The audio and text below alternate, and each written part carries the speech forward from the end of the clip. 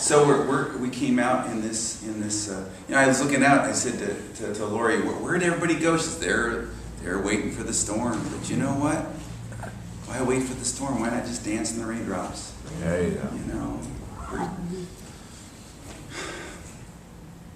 The dance of life is not about the steps. We think we learn the steps, we get it all right. And you know the steps are important. It's important to learn your scales. It's important to do your practices and to learn the 5 basic unity principles and all these great things. But the day comes when you have to go beyond them, where you have to dance. You know, Martha Graham, who wrote the ballets for Aaron Copland, Rodeo, Appalachian Spring. She choreographed Billy the Kid, all the rest of them. She said children know how to dance, adults don't. And her whole thing was to tell all of her dancers to unlearn how to dance. All their training, all their rigorous training. She said it was good, it made them strong, but then they have to let it go. Come into the moment, you say, yeah, but I want something to believe in. I want to have something I can hold on to. The only thing you ever can hold on to is this moment. That's the only thing. So you got to let go of the steps and move into this moment. I let go of the steps and I move into this moment. Together. I let go of the steps and I move into this moment. Lynn and I were 12 years ago or so, we were talking to Jane Elizabeth Hart, and she gave us an assignment. Every so often she would do that. And so she said, you know, the two of you need to go learn ballroom dancing. I don't know if you've ever seen me try to dance, but we found a little, it was like the center, the epicenter of ballroom dancing in that part of the world. It was a town called Stanley, Kansas. And it had a great big ballroom, and boy did they have, and people would walk up to me when I was trying to learn how to dance or whatever, and they'd say, "Are you okay? You look like you're in pain." One person said, "You're not having a very good time, are you?" But you know what? I was trying, but every so often, we would move past the steps. We would just experience this. But what was it about? It was so that we would learn how to work together, to move together. You know, sometimes we're in relationships, sometimes we're in situations in our life where it seems like there's opposites. You know, Lynn and I are kind of opposites. You know, I talk and I put it all out here, and she's more within and she's quieter, which you think is like Jack Sprat would eat no fat, the wife would eat low lean, they lick the platter clean, it'd be very good. But sometimes she looks at me and goes, "Will he ever shut up? Why won't he ever listen to me? He didn't hear a word I said." Sometimes I think, say something. Tell me, what's going on? Where'd you go? And in doing that dance and learning how to ballroom dance, love brings up whatever's in its way. And so we got to experience everything in between us and the dance. And boy, did we sometimes.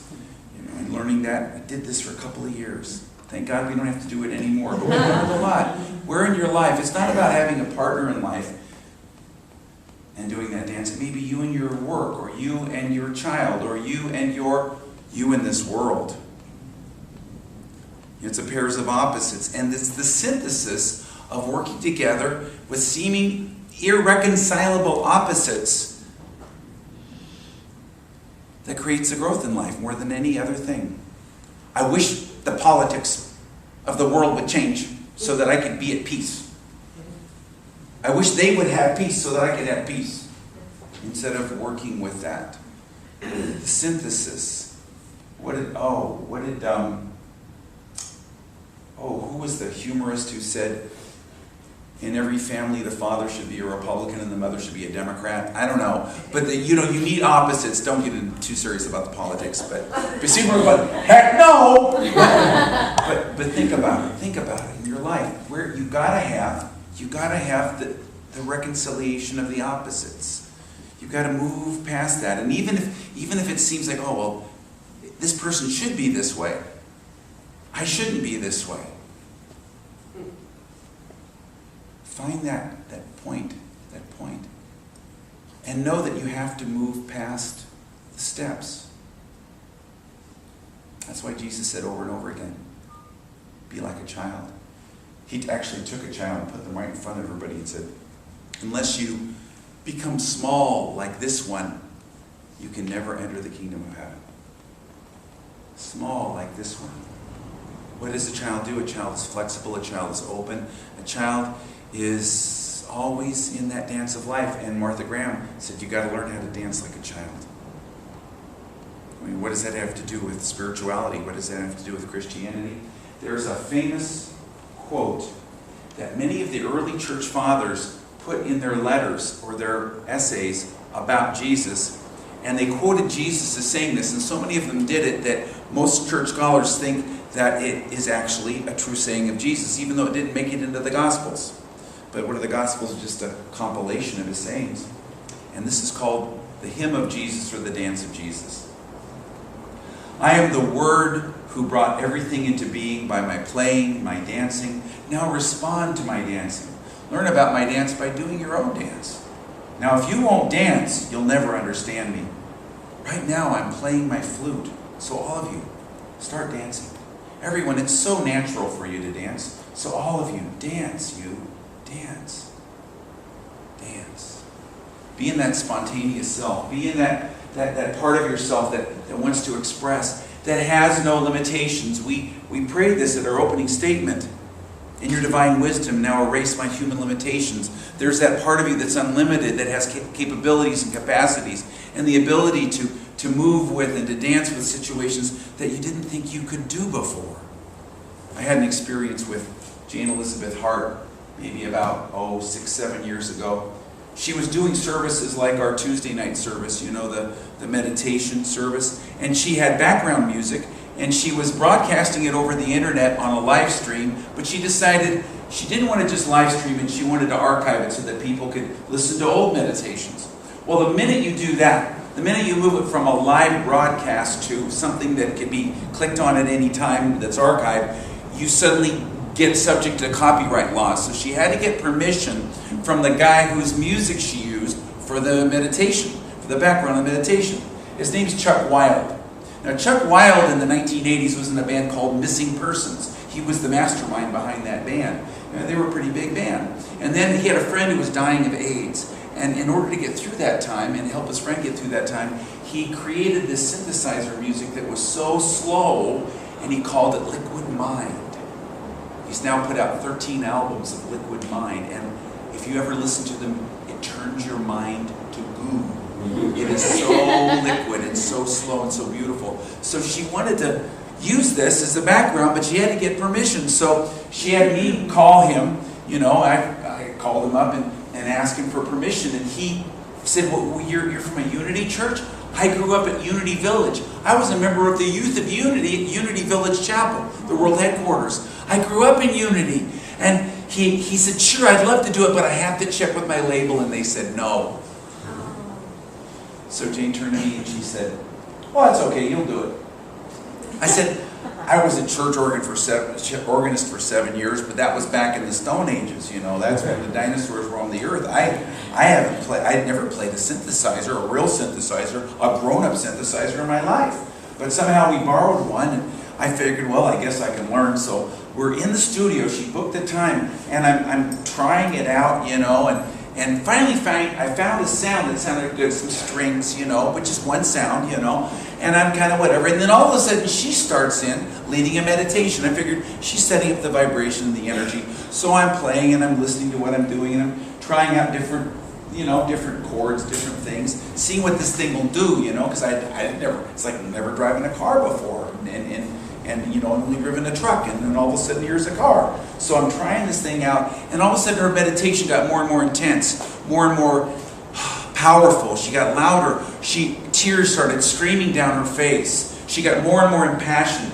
It was the most emotional meditation I'd ever heard. And as I was playing, I looked over and I noticed the engineer adjusting something. I'm going, oh no, they're not recording this, are they? You see, they patched it through so her words weren't going through. It was only the synthesizer. And suddenly, about 20-30 minutes into it, I realized they're recording this thing. And I'm thinking, I don't know what I'm just trying out sounds. So I'm just still trying to do it, thinking, well, when she's done, I'll tell her, look, that was just a dry run. Let's do the real thing. So, I'm just kind of bopping along here, and then she kind of brings it to a landing, you know, and then we kind of stop, and then it's all done. She says, okay, that's it. I said, no, it's not it. I said, we got to do it again because I didn't know what I was doing. She says, no, it was perfect. She says, it was good that you didn't know what you were doing because it was done through you. It's done. And I said, no, come on, let's do it again. She says, no, it'll be ruined if we do it again. We'll just take it the way it was and listen to it. She says, listen to it, you'll see. I said, it was terrible. It was terrible. I was just trying out chords and stuff. I listened to it and it's like, who did that? What was that? Have you ever been thrown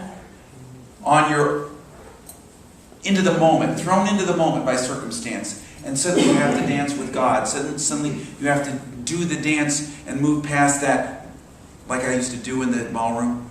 1, 2, cha, cha, cha, T, A, N, G, O, and then you see, but you have to be thrown into the moment and enjoy the moment and experience the moment. How many times has that ever happened to you? And you find you have resources, and you get backup. You get backup from the whole universe. This is called grace. It is amazing. Grace is amazing. But what is grace? I call it matching funds from God. It's like the PBS, you know. You give $1, they give $1. You get the matching funds, but you've got to bring your energy to bear.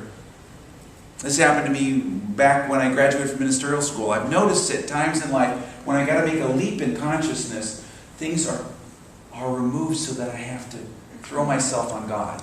And I have to rely fully on God. And let go of all of my outer stuff. You got to let go of the steps sometimes in life. I let go of the steps together. I let go of the steps. And I dance together. And I dance. So there I was graduating and I was moving to Los Angeles. And I call U-Haul and I try to get a trailer. And they say, oh, you don't need to reserve them. We always have extra trailers. And so the day came 3 weeks later, and there wasn't a trailer within 100 miles from any store anywhere in the area. So I had to load everything in my little Subaru. And they were really little in those days. It was 9 months. 9 months to the day when my things were finally sent to me. I didn't know that at the time. Just what I could fit in the Subaru. And but I knew I was okay because I had lots of money, you know, and I had it all in traveler's checks because I converted it because it's safer to carry traveler's checks because nothing can go wrong, right? What happens when you leave your traveler's checks on your desk in your office, which is what I did, in my checkbook, which I left in my office as well. And I couldn't turn back because I had speaking engagements. And I couldn't, there was past the point of return. And I thought, well, at least I got credit cards. And I didn't realize I had maxed out my credit cards with all the stuff of moving. So I didn't have any funds. I couldn't do it. But I couldn't. So I just said, okay, God, I throw myself on God. I throw myself on God. I throw myself on God. Together. I throw myself on God. So I called my friend and I said, mail me at this address this stuff. But I think, how am I going to get across country? I don't have money for gas, let alone food. I get to my first speaking engagement. They hear that I just graduated, and they didn't know I was in any desperate straits at all. They took up an offering. It was $1,000. It'd be $3,000 in today's money, and they gave it to me. Well, that more than got me across country. But just when I ran out of money, somebody had tithed me $50. That got me through that. And then my boss gave me an extra paycheck, $500, which I had not earned. He just did it because he was a nice guy. And then just when I ran out of that, finally 3 weeks later, my friend finally got around to sending me and mailing me my checkbook and all my traveler's checks. Fully rely on God. Frog, F-R-O-G. Fully rely on God. And sometimes in life you've got to throw yourself on God. You've got to dance with God. But it requires that you let go of the steps that you thought you knew. You have to be in the spontaneity of the moment. There's a true story. Carolyn Mace told it about a boy here in the Chicago area. He was 8 years old, and he had that spontaneity of the child. He had a brain tumor, and they told him and his family he was inoperable. And after the doctor left, the boy said to his parents, "Inoperable, does that mean I could die?" And they said, "Yes." He said, "Well, then I better get to work." And he went to his bedroom and he shut his eyes and he said, "Okay, God, they tell me I'm going to die. I need your help."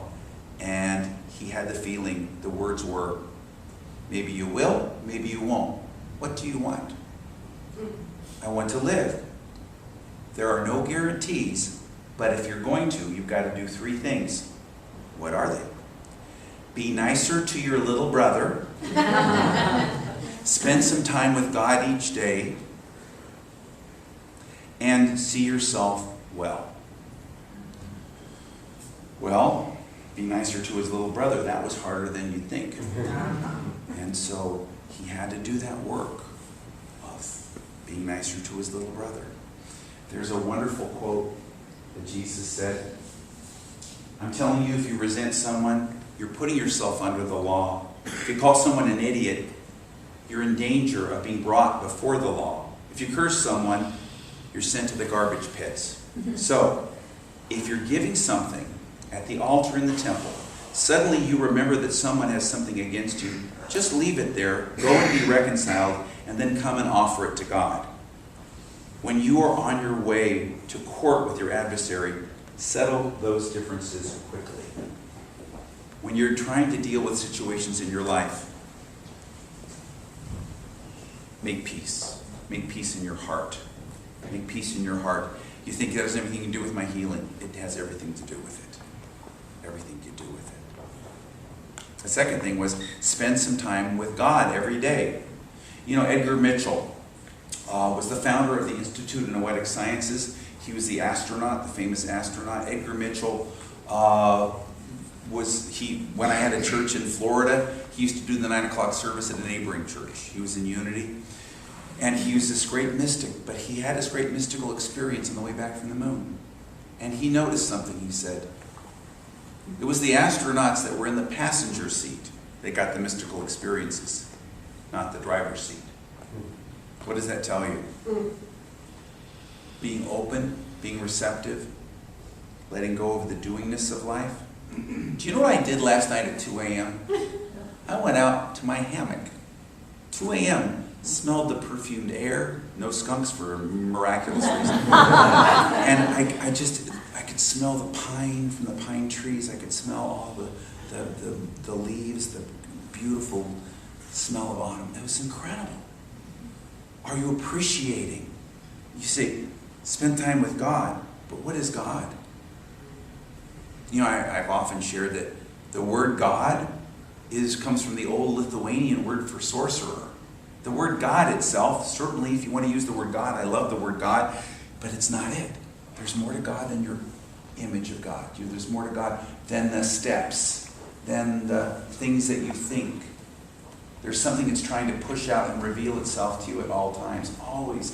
Think of an egg. The image came to me of an egg, and the divinity within you is trying to give birth and find its expression in life, but it has to peck itself out of a human shell.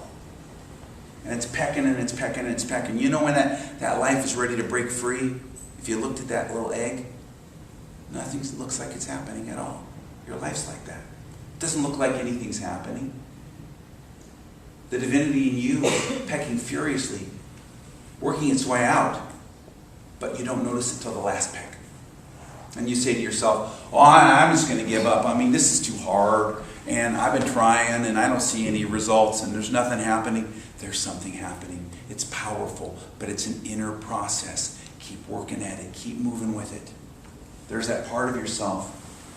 And you say, well, what is this God that I'm supposed to be? How about spending time with God by appreciating the life that you have? You know, Lynn and I love so much where we are. I've lived all over the country, practically all over the world, and this is such a magical place. You say, magical place, the suburbs of Chicago? But you think about it. It's so perfect. It's so perfect. I mean, we've got the progressiveness of the coast with the rootedness of middle America. You know, I grew up in California, Northern California, and you know, Mark Twain said, that they took the map of the United States, shook it 3 times, everything loose fell to California. You know, it's progressive there, but it's kind of wacky, you know? In middle America, let me tell you, you know, we lived in Kansas. Jesus. And as middle American can be a little like Rosalie was in first grade, and she was told when she showed up for the talent show with an original song that she would sing with an intro and verses and a chorus. And it was a really good song. Megan would have been very impressed. And she was 6 years old, and she was told, you can't sing it because 6-year-olds don't write songs. And besides, we went only original music, so it has to have a karaoke track. But she wrote it. And Daddy had to come show up and talk to the teacher who was not. But there's a worldview. But here, it's a balance. We've got the rootedness of Middle America, the progressiveness of the coast, the best of both worlds. The people are great. Life is so good. Life is so sweet. You know, every day I take my walk with the dog by the prairies. You know, the natural, they've restored it. Oh, it's so beautiful. Now, what are you appreciating your life? You say, that's not God. The heck it's not. Enjoy your experience of life. Put your joy into it. Enjoy your life. Put your energy, your life, do the dance of life. Move past the steps. That was the second thing. And that was to spend time with God, to do this. And the third thing was visualize. He was told, visualize your healing. So it was, be nicer to your little brother, spend time with God, and visualize your healing. And he had fun with that one. He loved Star Wars, so he imagined he was Luke Skywalker, and he'd go in his spaceship with his, all of his stuff and his little helmet and all that stuff to the planet Meatball, which was the tumor, and he'd shoot lasers and phasers at the meatball. And he would do this day after day. And it went on for a while, and then one day he came to his mom and he said, the tumor's gone, Mom. And she said, well, what makes you think that? He said, well, I went to the planet Meatball, and I had all my other ships were with me. We're all lined up, and we were ready. And I tried to shoot, and my trigger was locked. And so I asked for backup. I said, I need backup here. And it came to me. I heard a voice. It said, we jammed your guns. Watch this, and the entire planet Meatball blew up. He said, it's gone. She said, well, keep your visualization. He said, no, you don't understand. The cancer's gone, Mom. Well, they went in, and the CAT scan showed nothing. It's gone. So what is that? What is that? That is doing the dance of life. That is moving. There are capacities that you have within yourself, but you've got to move past the familiar, what you think you know. You do have to, like he did. He did the work day after day. He did the visualization. You have to do your visualization. You have to do your things, but then there's a time you've got to let it go. There's a time to do 1, 2, cha-cha-cha, and there's a time to let it go and to dance, to really listen. Mechtilde of Magdeburg probably was responding to that dance of Jesus, that quote I was giving. She said, I can't dance with you until you show me how, O God. If you want to see me leap around joyfully, first show me how you are dancing and singing. Only then can I leap in love, and from love into knowledge, and from knowledge into the harvest, that sweetest fruit, beyond all human sense. And then I will dance with you, whirling. Moving into that spontaneity, moving into that life, moving into that love, moving into that joy, moving into that peace, moving into the spontaneity that is waiting for you. That essence of God is waiting for you, but don't give up on yourself. No, it's that last peck that's going to do it. Keep moving, keep working, and then be willing when it's time to just let it go. To realize it's not the teachings, it's not the theology, it's not all the things that everybody, I think that's the tornado warning. We're okay, because we're in the moment, right? So people Not look in at me Kansas and say, anymore. that's probably somebody's phone that has an automatic warning thing. The storm is severe. No storm's going to hurt me. Together. No storm's going to hurt me. We can all go down in the basement. Oh, wait. We're not in Kansas anymore. So I guess, what is it? You're going to go in your car? I don't think so. So I'll just keep talking, right? Yeah. Let me read you one other quote. It's from Meister Eckhart. If you set a horse free to run around in a green meadow, that horse will pour forth all of its strength and leap about that meadow, and God must feel like that, pouring out that divine nature into us. the image of God. It's such a joy to God. Throw yourself on God. Put yourself in that spontaneity of the moment. And you say, but I don't want to dance with the storm. I don't want to dance with this person. I don't want to. But look, how many eyes do you have? 2. Why do you have 2 eyes? You see better with 2 eyes than 1. You could see with 1 eye. We could all be cyclopses. We could get along with that. People do that. But when you have 2 eyes, you see in depth. You see third dimensionally. You see better. You get to experience the depth. Lynn and I, in doing the dance together, we get to see with binocular vision. You and the situations in your life, dancing with the situations of your life, no matter how drastic and no matter how negative. Doesn't mean you should perpetuate every situation in your life. There's nothing wrong at times from walking away with from certain situations. But there are often those situations that are brought to you so that you can grow and dance. I'm going to tell you a challenging story. A classmate of mine in ministerial school was a yoga teacher before he was a ministerial student. And he was assigned to teach yoga on death row at San Quentin Prison.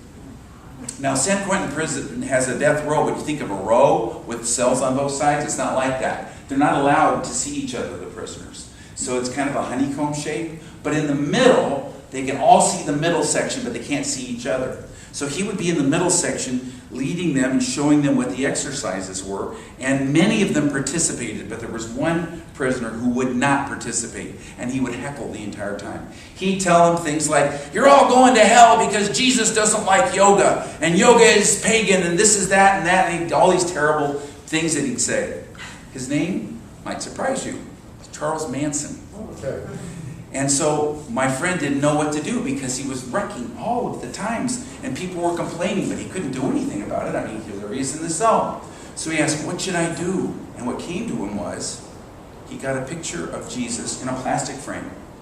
And he walked up to Manson's cell and he handed it to him. He said, I got this for you, Charlie. You're always talking about Jesus.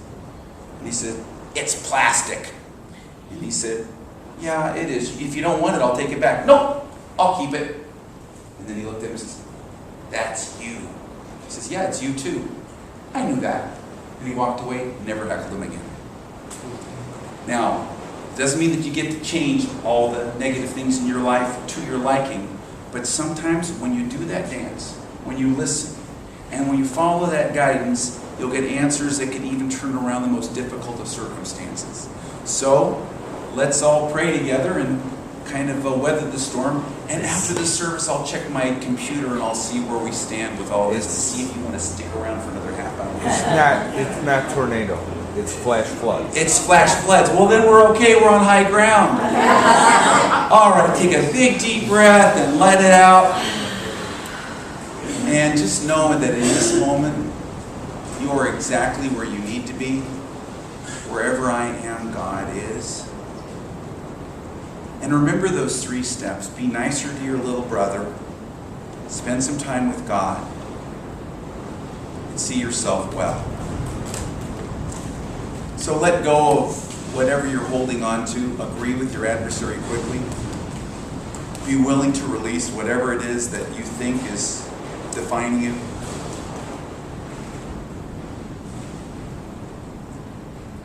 And open up to the experience of God that's beyond the steps, the experience of the dance of life. And just know I have a spontaneous nature within me that knows how to dance. If I just listen to the music and move with the music, I'll know what to do.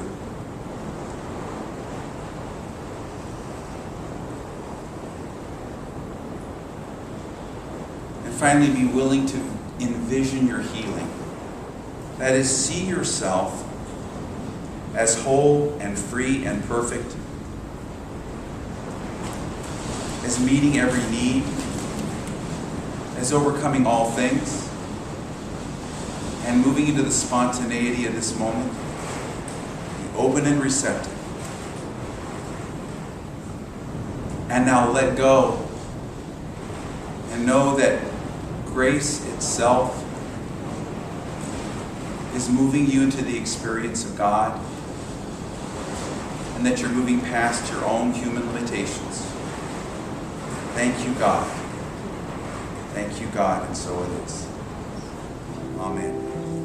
I want you to take a deep breath and let it out. And as you let it out, notice if you're holding anything in your hands like papers, and just set it down.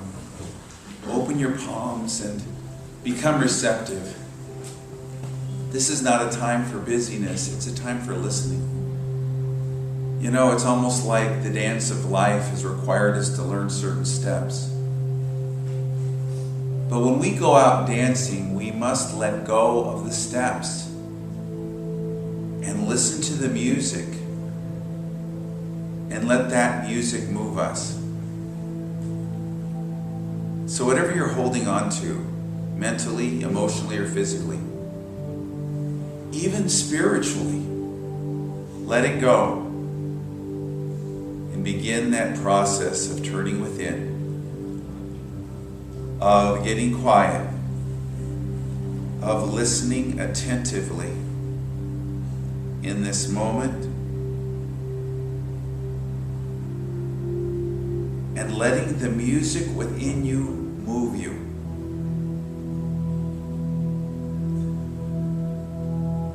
Moving beyond the road steps.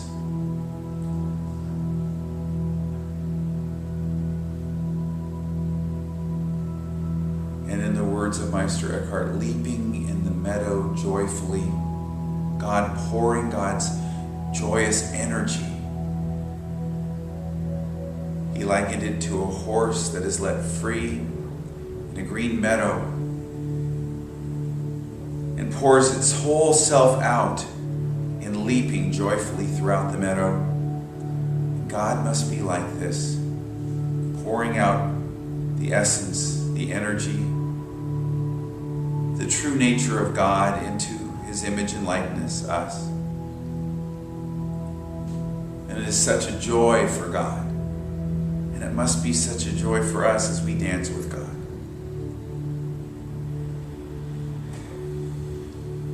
And in letting go of the road steps and moving into the spontaneity of this moment, we listen, listen, listen. And feel the energy. Hear the music.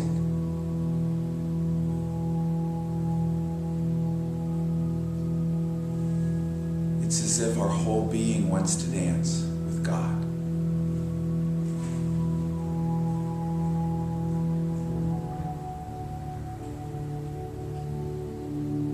Use this time. Take advantage of this time.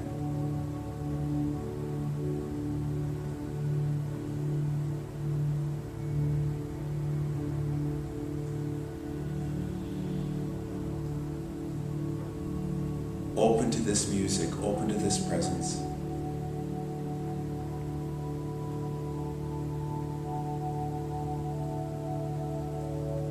Let go of the steps that you thought you knew and move in the spontaneity of this moment.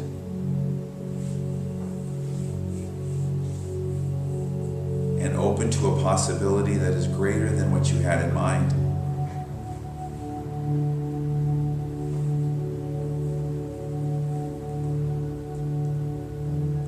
Listen, you can do this.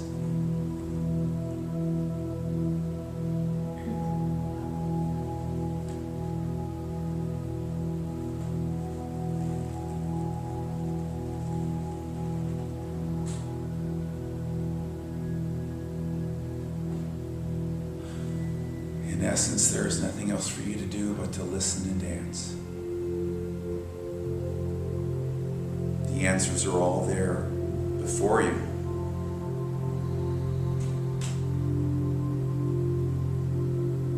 It is God's great joy to dance through you. Oh, thank you, God. And so it is. When I was in ministerial school, I had a classmate from Nigeria. We shared a house together with some other people. And he played some of his music for me, records, and I just started moving with it. He says, wow, where'd you learn my tribal dance? How'd you learn it?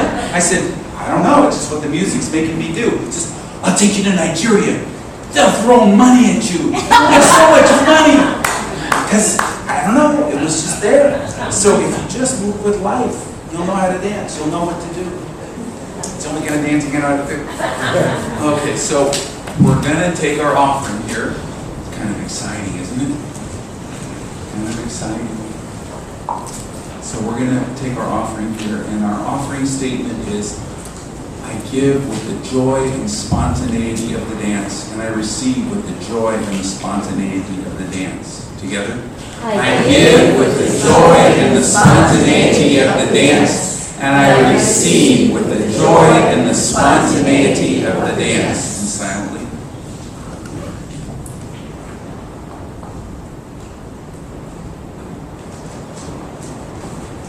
And again aloud together. I give with the joy and the spontaneity of the dance, and I receive with the joy and the spontaneity of the dance.